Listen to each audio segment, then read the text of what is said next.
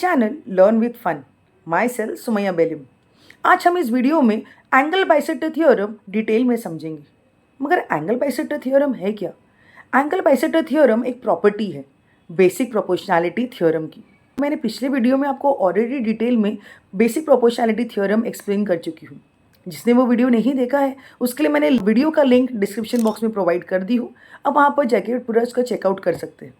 तो बिना वक्त ज़ाया करे हम आज का जो मेन वीडियो है that is angle bisector theorem उसे डिटेल में समझते हैं। So let's begin. Angle bisector theorem actually basic proportionality theorem की प्रॉपर्टी है। तो बेसिक प्रोपोर्शनैलिटी थ्योरम मैंने आपको ऑलरेडी एक्सप्लेन की थी। वो क्या था? अगर एक ट्राइंगल है वहाँ से एक लाइन पास होंगी सच दैट वो कोई भी ट्राइंगल की एक साइड से पैरेलल होंगी तो बाकी की जो दो साइड है उसको एक कांस्टेंट रेशियो में डिवाइड करेगा। यहाँ पर अगर ये ट्राइंगल को अगर हम देख लें, रेशियो होगा AP upon PB is equal to AQ upon QC। तो ये कॉन्सेप्ट कब एप्लीकेबल है? ये कॉन्सेप्ट तब एप्लीकेबल है अगर कोई लाइन पैरेलल होंगी ट्राइंगल की कोई भी एक साइड को। ठीक है, तो यही कॉन्सेप्ट अब हम यूज़ करेंगे थ्योरम में, that is angle bisector theorem. तो एंगल बाइसेक्टर थ्योरम है क्या? Angle bisector theorem states that the bisector of an angle of a triangle. इसका मतलब क्या कि हमारे पास एक ट्राइंगल है ACB, यहाँ पर हमारे पास वर्टेक्स है AC और B। तीन वर्टेक्स में से कोई भी एक वर्टेक्स से एक सेगमेंट या तो एक रे पास होगा, इस तरह से पास होगा कि वो ऑपोजिट साइड को एक रेशियो में कट करेगा। यहाँ पर क्या होगा? AE upon EB। अब ये रेशियो किसका इक्वल होगा? बाकी के दो साइड से। कौन सा दो साइड है हमारे पास? AC upon CB। तो यही है एंगल बाइसेक्टर थ्योरम। ऑलराइट, तो चलो इसे डिटेल में समझते हैं। तो आज का हमारा मेन मोटिव है ये थ्योरम को प्रूव करना। तो in triangle ABC bisector of angle C। तो इस बार हमने कौन सा बाइसेक्टर लिया है? पॉइंट C से। तो यहाँ पर आप देख सकते हैं CE is the bisector of angle ACB। तो ये क्या कर रहा है? ये हम तो अगर ऐसा कुछ दिया गया है तो हमें क्या प्रूफ करना है? AE upon EB is equal to AC upon CB। तो इसके लिए हमें छोटा सा कंस्ट्रक्शन करना है। अब कंस्ट्रक्शन में क्या लिखा है? Draw a line parallel to CE। तो चलो ड्रॉ करते हैं।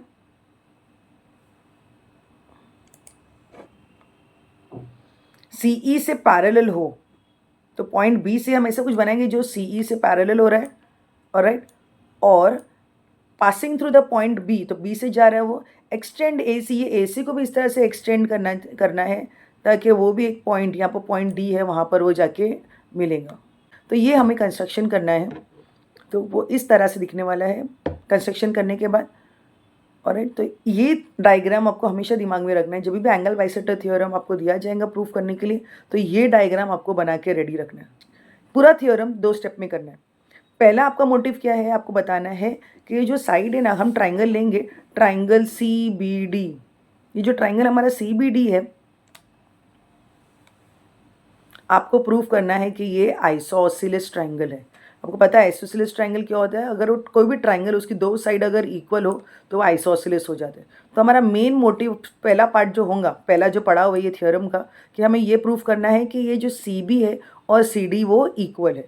अब क्यों करना है वो आपको आगे के बताती हूँ। ओके, तो हम पहला स्टेप पहले कंप्लीट करते हैं। कंस्ट्रक्शन में क्या किया था हमने? ये BD इस तरह से बनाया है ताकि ये CE को पैरेलल हो। आप ये जो देख रहे हैं जो एरो मार्क है, ये एरो मार्क का इंडिकेशन क्या होता है? ये कि ये जो दो सेगमेंट है ये दोनों के दोनों क्या है? पैरेलल है। तो जब ये दो पैरेलल है तो आप क्या कह सकते हैं कि AD किस तरह से एक्ट कर रहा है? AD एक ट्रांसवर्सल की तरह एक्ट कर रहा है। ऑलराइट, तो आपको नेचुरली आपको दिमाग में आ गया कि हम पैरेलल लाइन से कॉन्सेप्ट्स यहाँ पर यूज़ कर रहे हैं, that is corresponding angle, alternate angle. Alright, तो चलो वही कॉन्सेप्ट यूज़ करते हैं। तो पहला जो हमें दिख रहा है वो ये कि यहाँ पर एक F फॉर्मेशन हो रहा है, F करस्पॉन्डिंग एंगल। अभी F कैसा हो रहा है आपको समझना होगा। ये पैरेलल लाइन है और ये पैरेलल लाइन है। तो हमने BD और CE पैरेलल लाइन लिया है। अब यहाँ पर क्या हो रहा है? यहाँ पर ये जो DA है वो एक ट्रांसवर्सल की तरह एक्ट कर रहा है। ऑलराइट, तो ये जो दो पैरेलल लाइन और ट्रांसवर्सल है तो नेचुरली हम कॉन्सेप्ट लगाएंगे। पहला कॉन्सेप्ट क्या है कि ये F बन रहा है। ऐसे स्ट्रेट F नहीं है, जब भी F बोलो तो इस तरह से F समझ में आता है आपको। या तो ऐसा होगा या तो ऐसा होगा और ऐसा बहुत तरीके के हैं, मे बी ऐसा होगा, राइट। मगर ये कैसा एफ है, ये स्लीपिंग एफ है, अगर आप देखेंगे ध्यान से तो ये एफ सा ऐसा करके हो रहा है, राइट। ये इस तरह से एफ ऐसा बन रहा है, तो तभी लेकिन तभी भी कॉन्सेप्ट और करस्पॉन्डिंग एंगल का ये तो क्या होगा, ये दोनों एंगल इक्वल होंगे। तो यहाँ पर कौन से दो एंगल इक्वल हैं, angle A C E is congruent to angle C D B, right, corresponding हो गया पहला स्टेप। अब नेक्स्ट कौन सा होगा, सिंस ये पैरेलल लाइन है तो हम कौन सा नेक्स्ट कॉन्सेप्ट लगा सकते हैं, हम ऑल्टरनेट एंगल की कॉन्सेप्ट भी हम लगा सकते हैं, करेक्ट। तो चलो ऑल्टरनेट एंगल की कॉन्सेप्ट लगाते हैं। तो ऑल्टरनेट एंगल लगाने के लिए हमें एक ट्रांसवर्सल की ज़रूरत है, तो वो ट्रांसवर्सल कौन होगा यहाँ पर, अब C E parallel to D B है, तो यहाँ पर हमारा ट्रांसवर्सल हो गया सी बी। तो आप देख सकते हैं ये जेड दिख रहा है, ई सी बी और सी बी डी एक जेड फॉर्मेशन है। तो जेड फॉर्मेशन मतलब क्या होता है, ऑल्टरनेट एंगल। तो सेकेंड स्टेप से हमें ये दिख रहा है कि ये दो ऑल्टरनेट है, तो ई सी बी क्या हो गया, इक्वल हो गया सी बी डी को। तो सेकेंड स्टेप समझा आपको। तो पहला स्टेप था करस्पॉन्डिंग एंगल, सेकेंड स्टेप था ऑल्टरनेट एंगल, और थर्ड इंपॉर्टेंट स्टेप हमने स्टार्ट किया था कि जो एंगल ए सी बी है, ट्राइंगल ए सी बी का, तो क्या है, सी ई क्या कर रहा है, वो एक एंगल बाइसेक्टर है। सिंस वो एंगल बाइसेक्टर है तो आप देख सकते हैं मार्किंग कि ये ऑलरेडी दिया हुआ है कि ब्लैक से, कि ये एंगल ए सी ई और angle E C B already equal है, करेक्ट, रीजन एंगल बाइसेक्टर। तो इस समय क्या दिख रहा है, हमें दिख रहा है जो ये एंगल्स है, angle A C E, angle E C B, angle C B D और सी डी बी, एंगल्स क्या है, इक्वल है। अगर एंगल्स इक्वल है तो इसका मतलब क्या हो गया, अगर हम ट्राइंगल सी बी डी लेंगे तो यहाँ पर हमें क्या दिखेगा कि since the base angles are equal therefore the sides are also equal.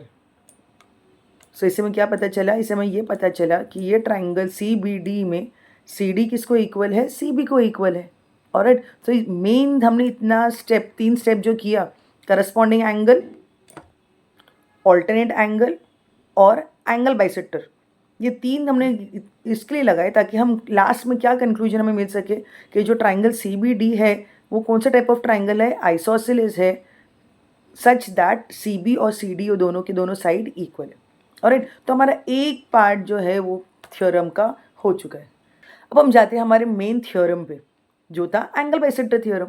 तो एंगल बाइसेक्टर थ्योरम मैंने आपको ऑलरेडी कहा, वो एक प्रॉपर्टी है, किसकी प्रॉपर्टी है, बेसिक प्रोपोर्शनैलिटी थ्योरम की प्रॉपर्टी है। तो प्रॉपर्टी यहाँ पर लगाना पड़ेगा, वो तो प्रॉपर्टी क्या है, तो चलो ट्राइंगल ए बी डी में बेसिक प्रोपोर्शनैलिटी थ्योरम अप्लाई करते हैं। तो ये ए बी डी में जब ट्राइंगल देख रहे हैं वहाँ पर ये जो सी ई है, ये सी ई क्या है, बी डी को पैरेलल है, तो नेचुरली हम बेसिक प्रोपोर्शनैलिटी थ्योरम यहाँ पर अप्लाई कर सकते हैं। तो क्या होगा बेसिक प्रोपोर्शनैलिटी थ्योरम के हिसाब से, we will get a ratio, ratio क्या होगा, ratio will be A C upon C D is equal to A E upon E B. I hope बच्चों को समझ में आ गया होगा, आपको अच्छी तो करके दिखा देती हूँ क्या रेशियो होगा, A C upon C D is equal to A E upon E B, reason basic proportionality theorem. तो चलो वो लिख लिया। ऑलरेडी हमने जो 3 स्टेप जो किया था उससे हमारा क्या कंक्लूजन आया था, ये सी डी किसके बराबर है, segment C D C B के बराबर है, करेक्ट। यहाँ पर जो रेशियो में लिखे हमने ए सी अपॉन सी डी, तो ये सी डी को मैं हटा के उसे क्या लगा दूंगी, वहाँ पर सी बी लगा देंगे। तो चलो वो नेक्स्ट स्टेप करते हैं। तो हमारा फाइनल रेशियो हो गया A E upon E B is equal to A C upon C B. वाह, हमारा थ्योरम प्रूव हो चुका है। सो यही है angle bisector theorem. I hope मैं बच्चों को एकदम सिंपल तरीके से एक्सप्लेनेशन समझ में आ गया होगा। हमने क्या किया, हमने सिर्फ ट्राइंगल लिया और ट्राइंगल को एक्सटेंशन किया सच दैट कि क्या पैरेलल लाइंस मिल सके। तो जब पैरेलल लाइंस मिला तो हमने क्या किया, हमें मेन मोटिव क्या था, एक सम की तरह आप समझिए कि जो बाहर का जो ट्राइंगल था सी बी डी, हमें वो ट्राइंगल प्रूफ करना था आइसोसेलेस। तो उसके लिए हमने 3 स्टेप किए, दिमाग में आप सिर्फ रखना, करस्पॉन्डिंग एंगल्स, ऑल्टरनेट एंगल्स और एंगल बाइसेक्टर। ऑलराइट, इस 3 कॉन्सेप्ट 3 स्टेप में हमारा ये आ गया कि C B is equal to C D. ये होने के बाद हम डायरेक्टली नेक्स्ट स्टेप पे गए, और वो नेक्स्ट स्टेप क्या था, बेसिक प्रोपोर्शनैलिटी थ्योरम। तो हमने ट्राइंगल ए बी डी में जहाँ पर सी ई पैरेलल है, तो बेसिक प्रोपोर्शनैलिटी थ्योरम जब अप्लाई किए तो क्या आया, A C upon C D is equal to A E upon E B. C D कौन से सेगमेंट को इक्वल है, C D is equal to segment C B.